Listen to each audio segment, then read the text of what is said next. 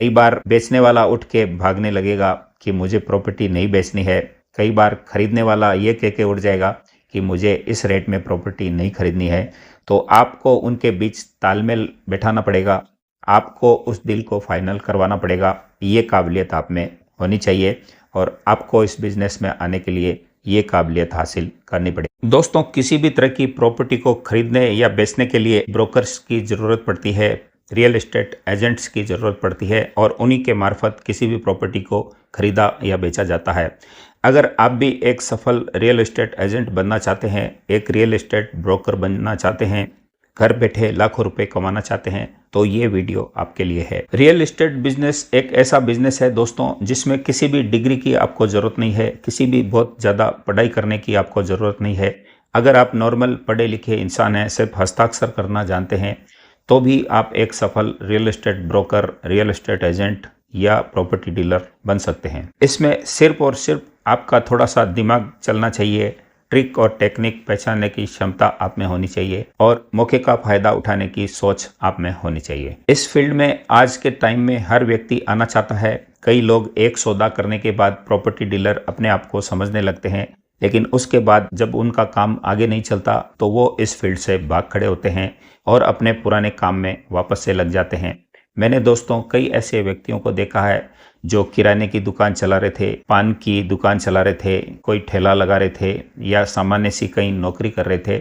ऐसे लोग जब किसी अपने मिलने वाले को कोई प्रॉपर्टी दिला देते हैं तो फिर वो अपने आप को एक बड़ा रियल एस्टेट एजेंट समझने लगते हैं, बड़ा प्रॉपर्टी डीलर समझकर, हो सकता है वो एक ऑफिस भी लगा लेते हैं। लेकिन चूंकि उनको इस बिज़नेस की बारीकियां नहीं मालूम, इस बिज़नेस की प्रॉपर जानकारी नहीं होती, इसलिए इस फील्ड में वो आगे काम नहीं कर पाते और उनका काम फेल हो जाता है। तो दोस्तों, आज के इस वीडियो में मैं 22 वर्षों के अपने रियल एस्टेट के नॉलेज के आधार पर आपको वो तरीका बताऊंगा जिस तरीके से आप एक सफल प्रॉपर्टी डीलर बन सकते हैं, सफल रियल एस्टेट एजेंट बन सकते हैं और एक बेहतरीन व्यवसाय इस फील्ड में करके अपने आप को आसमान की ऊंचाइयों पर लेकर जा सकते हैं। और इस वीडियो में मैं आपको कुछ ऐसे टिप्स और ट्रिक्स दूंगा जिनको समझने के बाद, जानने के बाद आप घर बैठकर रियल एस्टेट का कारोबार आसानी से कर सकते हैं। और अगर आपके मन में कुछ करने की इच्छा है, कुछ हासिल करने की तमन्ना है, तो इस रियल एस्टेट बिजनेस में आप बहुत कुछ कर सकते हैं, बहुत कुछ आसमान की ऊंचाइयों पर जा सकते हैं। और अगर आप में कुछ करने की क्षमता नहीं है तो फिर आप इसमें कुछ नहीं कर पाएंगे और सिर्फ एक उम्मीद को तोड़ बैठेंगे। तो सबसे पहले आपको ये मतलब समझ लेना चाहिए कि प्रॉपर्टी डीलर आखिर होता क्या है। किसी भी मकान, किसी भी संपत्ति, प्लॉट, दुकान, गोडाउन, कृषि भूमि, किसी भी तरह की जो प्रॉपर्टी होती है उसको जो बेचने का काम या खरीदने का काम एजेंट के तौर पर करता है, यानी कि किसी व्यक्ति को किसी भी प्रॉपर्टी को बिकवाता है या किसी भी व्यक्ति को उस प्रॉपर्टी को दिलवाता है, तो इनके बीच का जो ब्रोकर होता है, एजेंट होता है, वो एक रियल एस्टेट ब्रोकर कहलाता है, प्रॉपर्टी डीलर कहलाता है या रियल एस्टेट एजेंट कहलाता है। और रियल एस्टेट का सामान्य से दिखने वाला काम ये होता है कि उसको दोनों पार्टियों को मिलवाना होता है और उस डील को फाइनल करवानी होती है और इसके फलस्वरूप उसको दोनों पार्टियों से उस प्रॉपर्टी को बेचने के बदले कमीशन मिलता है। अब कई लोगों के मन में ये सवाल होता है कि एक प्रॉपर्टी रियल एस्टेट एजेंट कितना कमा लेता है। तो इस सवाल का जवाब थोड़ा मुश्किल है। ये आपकी खरीद और बिक्री के किए गए कामों पे डिपेंड करता है। आपने कितनी प्रॉपर्टी की डील्स करवाई है, कितनी प्रॉपर्टी को आपने सेल किया है और कितने प्रयास किए हैं, उस पर डिपेंड करता है। जैसा कि मैं आपको बताता चलूं कि किसी भी प्रॉपर्टी की डील करवाने में एजेंट्स को कई बार दोनों पार्टियों की तरफ से कमीशन मिलता है। कई बार कोई डील ब्रोकर के जरिए होती है, यानी कि किसी भी खरीदने या बेचने वाली पार्टी को आपके पास कोई ब्रोकर लेकर आता है तो वो उस पार्टी से कमीशन लेता है, तो आपको फिर एक ही पार्टी से कमीशन मिलता है। और कई बार ऐसा होता है कि खरीदने वाली पार्टी और बेचने वाली पार्टी दोनों आपके जरिए आई हैं, तो वो फिर दोनों तरफ का कमीशन दोनों पार्टियों से आपको मिलता है। इसी प्रकार से कोई रियल एस्टेट एजेंट किसी भी प्रॉपर्टी को किराए पे चढ़वाता है और मान लीजिए कोई प्रॉपर्टी आपको किराए पे चढ़ाने के लिए किसी व्यक्ति ने दी है और आप उसका किराएदार ढूंढकर उस प्रॉपर्टी को किराए पे चढ़ा देते हैं, तो उस कंडीशन में उस प्रॉपर्टी का जो भी रेंट तय होता है उस रेंट में से 15 दिन का रेंट या किसी किसी कंडीशन में 1 महीने का रेंट आपको कमीशन के तौर पर मिलता है। तो इस प्रकार से अगर रियल एस्टेट एजेंट अच्छे तरीके से काम करे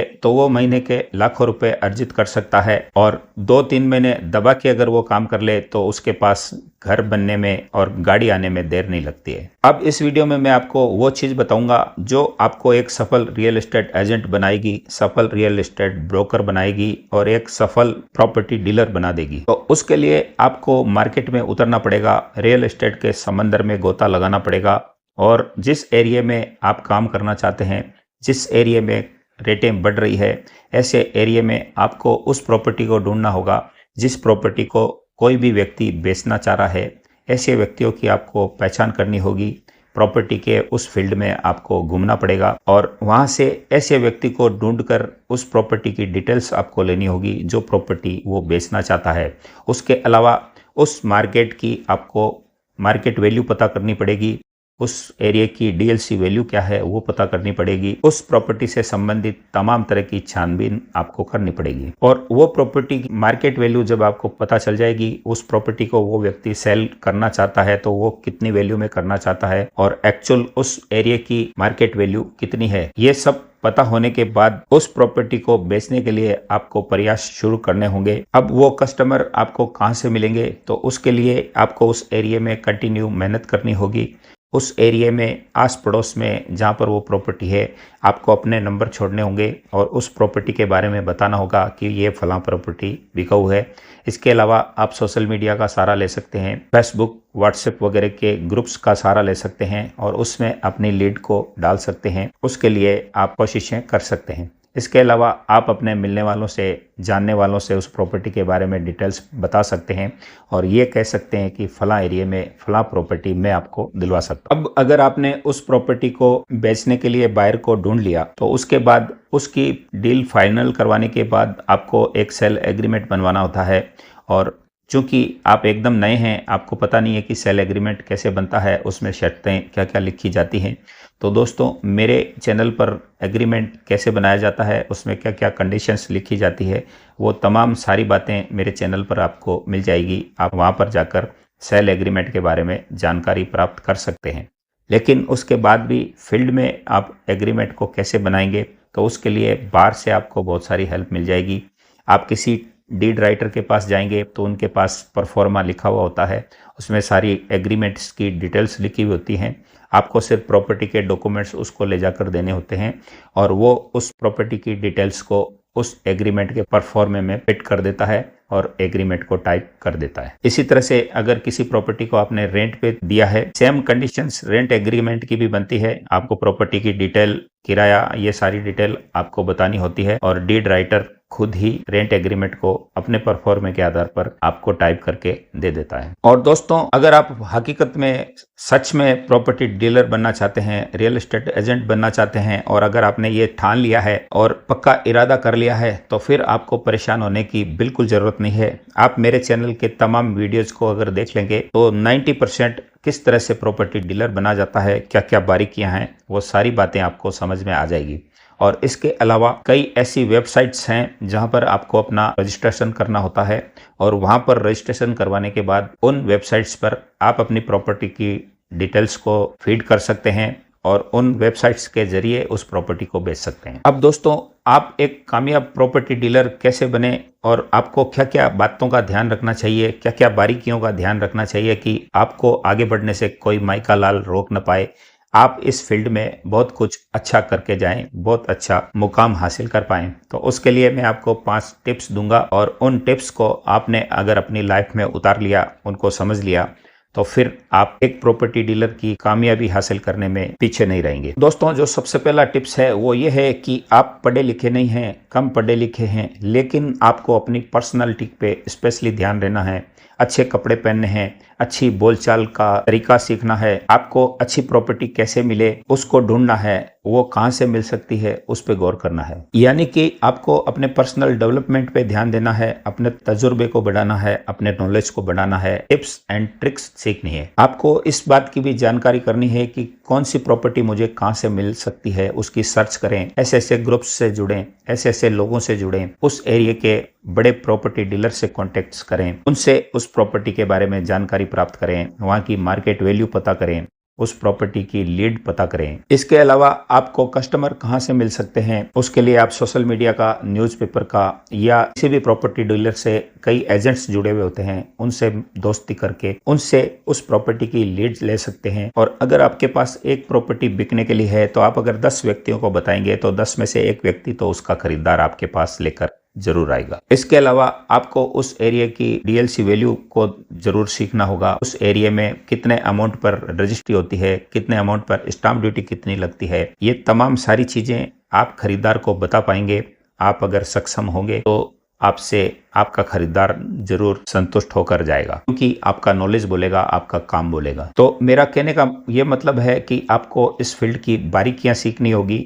मैं खुद इस बात का उदाहरण हूं कि मेरे 22 वर्ष इस रियल एस्टेट व्यवसाय में बिताने के बावजूद आज भी मैं ऐसी बातें सीखता हूं जो मैंने कभी पहले नहीं सुनी थी। यानी कि सीखने की प्रवृत्ति को मैंने छोड़ा नहीं है। इसके बाद जो दूसरा पॉइंट आता है वो ये है कि आपको अपनी कम्युनिकेशन स्किल को डेवलप करना होगा। आपको नए नए लोगों से मिलने की प्रवृत्ति को बढ़ाना होगा। इसके लिए आपको प्रॉपर्टी बेचने वाले और खरीदने वाले से पोलाइटली बात करनी आनी चाहिए। आपको अपने कमिटमेंट लेवल पर ध्यान देना होगा। जो बात आपने एक बार कह दी उस बात से आप मुकरेंगे नहीं, इस बात पे आपको ध्यान देना होगा। इसलिए बात आपको ऐसी करनी होगी कि सोच समझ कर बोलें और जो एक बार बोल दें उस पे खड़े रहें। और इन बातों का ट्रस्ट खरीदार और बेचने वाले दोनों आप पर करें, इस बात का कायल आपको होना पड़ेगा और समर्थ होना पड़ेगा। प्रॉपर्टी बेचने वाला है उसका अगर आपने विश्वास हासिल नहीं किया और अगर वो प्रॉपर्टी को बेचना चाहता है तो वो किसी भी सूरत में उस प्रॉपर्टी का पोजीशन या चाबी आपको ये नहीं देगा, क्योंकि उसको आप पर विश्वास नहीं है। तो आपको ये ट्रस्ट बिल्ड करना होगा, ये ट्रस्ट कायम करना होगा। और इस मार्केट में अगर आपने एक बार ट्रस्ट हासिल कर लिया, विश्वास हासिल कर लिया, तो फिर आपको ऊंची उड़ान उड़ने से कोई नहीं रोक सकेगा। उसके लिए सबसे बेहतर तरीका आपके लिए भी यह है कि आप एक अच्छी जगह चुनकर ऑफिस बनाएं, ताकि आपके पास खरीदार और बेचने वाले दोनों आए और ट्रस्ट को पाएं। और ऑफिस खोलने के बाद अपने काम में ट्रांसपेरेंसी बनाए रखना और हर कही गई बात पे कायम रहना, ये आपके लिए बहुत जरूरी होगा। और आपने अगर एक ऑफिस डेवलप कर लिया है तो आप जिस एरिया में काम कर रहे हैं उस एरिया की, जैसा कि मैंने पूर्व में बताया, आपको पूरी जानकारी लेनी है। उस एरिया में कौन सी प्रॉपर्टी के क्या भाव हैं, उस प्रॉपर्टी की स्टाम्प ड्यूटी उस पे क्या लगती है, डीएलसी वैल्यू कितनी है, इस तरह की तमाम जानकारी आप रखें। इसके लिए आप उस एरिया का सर्वे करें, वहाँ के प्रॉपर्टी डीलर से मिलें, एरिया की मैप्स वगैरह को देखें, उसकी पीडीएफ फाइल बनाकर अपने पास रख लें।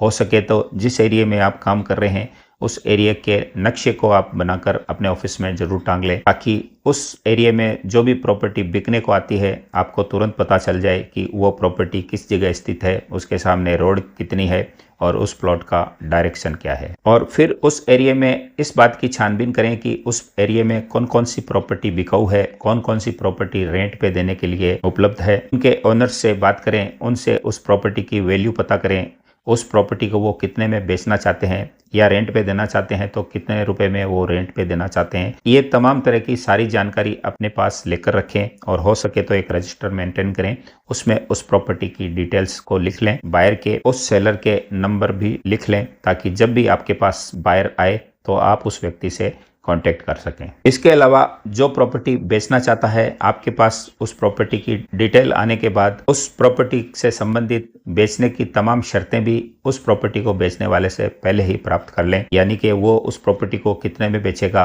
कितने दिन में उसको अमाउंट चाहिए, कितने अमाउंट पे वो रजिस्ट्री करवाएगा, तमाम सारी बातें पहले से आप उस व्यक्ति से क्लियर करके रखें, ताकि जब उस प्रॉपर्टी का खरीदार आपके पास आए तो उस खरीदार को उस कंडीशंस के बारे में अवगत करा सके। इसके अलावा जिस एरिया में आप काम कर रहे हैं उस एरिया से संबंधित न्यूज़पेपर को भी आपको देखते रहना चाहिए, सोशल मीडिया को भी आपको देखते रहना चाहिए, व्हाट्सएप के ऐसे ग्रुप्स हैं उनसे भी आपको जुड़ जाना चाहिए जो कि उस एरिया में जो व्यक्ति काम कर रहे हैं और उनके ग्रुप्स को चला रहे हैं। तो ऐसे ग्रुप्स और सोशल मीडिया से जुड़ जाने के बाद कौन सी प्रॉपर्टी उस एरिया में बिकाऊ है, इस बात का भी पता आपको चलता रहेगा और आप एक अपडेट रियल एस्टेट एजेंट बने रहेंगे। इसके अलावा दोस्तों कुछ ऐसी रियल एस्टेट की वेबसाइट्स हैं जहां पर किसी भी प्रॉपर्टी एजेंट्स की रजिस्ट्रेशन होता है और वहां पर आप अपनी प्रॉपर्टी जो बेचना चाहते हैं उसको डाल सकते हैं।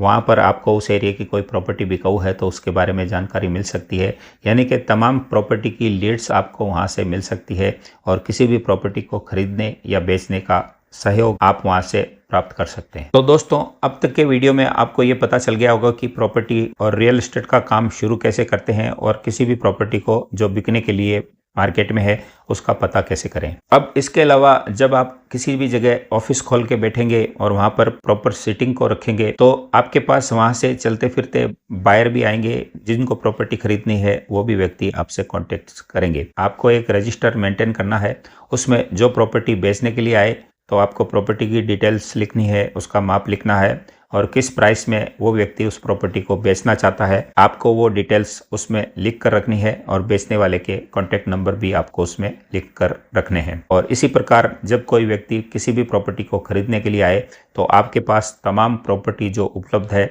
वो आपको उसको सजेस्ट करनी है, या किस एरिया में वो प्रॉपर्टी लेना चाहता है या किस साइज की प्रॉपर्टी लेना चाहता है, वो डिटेल्स जो कि आपके पास पहले से उपलब्ध है आप उस प्रॉपर्टी खरीदने वाले को बता सकते हैं और उसको इस बात के लिए एग्री कर सकते हैं कि वो उस प्रॉपर्टी को खरीदने के लिए राजी हो जाए। इसके अलावा अगर कोई प्रॉपर्टी आपके पास क्लियर रूप से बिकने के लिए आई है और वो किसी अन्य व्यक्ति के पास नहीं है तो उस प्रॉपर्टी के लिए आप ऐड दे सकते हैं, सोशल मीडिया पे जा सकते हैं, डेली न्यूज़पेपर में उसका ऐड दे सकते हैं या व्हाट्सएप ग्रुप में उसकी डिटेल को डाल सकते हैं। इससे भी आपको प्रॉपर्टी खरीदने वाले मिल जाएंगे और वो आपसे कॉन्टेक्ट करके उस प्रॉपर्टी के बारे में आपसे बात करेंगे। इसके अलावा दोस्तों आप अपना खुद का ऑफिस खोलने के बाद एक ब्रांड वैल्यू बनाने के लिए गूगल पर जाकर गूगल का सहारा लेकर उस पर रजिस्ट्रेशन कर सकते हैं। वहां पर आपके नाम से कोई व्यक्ति आपको सर्च करेगा तो आपकी डिटेल्स वहां पर आ जाएगी। आपको एक वेबसाइट बना लेनी चाहिए तो वो वेबसाइट वहां पर शो होने लगेगी। इसके अलावा जस्ट डायल वगैरह कई ऐसी वेबसाइट हैं जहां पर आपको लिस्टिंग कर देनी चाहिए और तमाम तरह के सोशल मीडिया ग्रुप्स में भी अपनी प्रॉपर्टी के बारे में डिटेल्स को शेयर कर देना चाहिए। कई बार ऐसा होता है कि कोई आपके ऑफिस में प्रॉपर्टी को खरीदने के लिए आएगा और उसकी चॉइस की प्रॉपर्टी आपके पास उपलब्ध नहीं रहेगी तो भी आपको उसके कॉन्टैक्ट्स नंबर लेकर अपने रजिस्टर में सेव कर लेने हैं और उसकी प्रॉपर्टी को आपको अलग अलग अपने मिलने वालों से जहां पर आपके कॉन्टैक्ट्स हैं उनसे बात करके उस एरिया के प्रॉपर्टी डीलर से कॉन्टैक्ट करके उसकी चाही गई प्रॉपर्टी को ढूंढकर उसको आपको बताना है ताकि वो उस प्रॉपर्टी को खरीद सके। इस फील्ड में दोस्तों जबरदस्त कंपटीशन है, जबरदस्त रेलम पहल मची हुई है। कोई भी व्यक्ति प्रॉपर्टी डीलर बनने के लिए आ जाता है, लेकिन दोस्तों यहाँ पर टिकता वही है जिसके काम में क्वालिटी हो, ट्रिक और टेक्निक से काम करता हो, वही व्यक्ति लंबा चलता है। दोस्तों जैसा कि आपको पता है कि रियल एस्टेट में 4 तरह की प्रॉपर्टी होती है।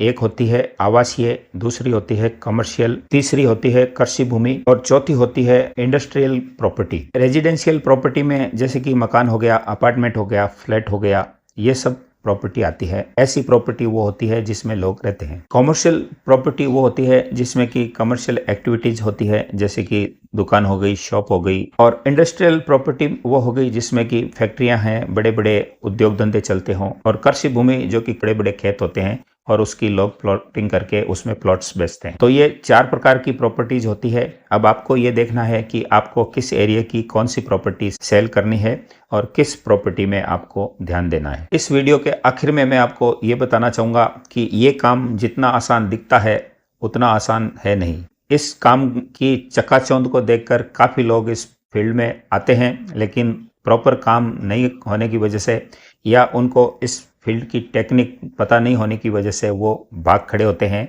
इस बिजनेस को छोड़ देते हैं और फिर बोलते हैं कि प्रॉपर्टी का काम चलता नहीं है।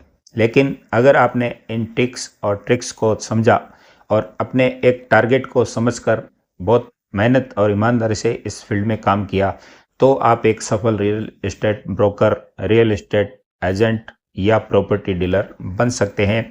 कोई माइका लाल आपको रोक नहीं सकेगा। कई बार ऐसा होता है कि किसी प्रॉपर्टी की डील को आप करवाएंगे तो दोनों पार्टियों को जब आमने सामने बैठाएंगे तो उनके बीच कई तरह के वाद विवाद होंगे। कई बार रेट को लेकर सहमति नहीं बनेगी, कई बार रजिस्ट्री वैल्यू किस अमाउंट पे करवानी है उस पे सहमति नहीं बनेगी।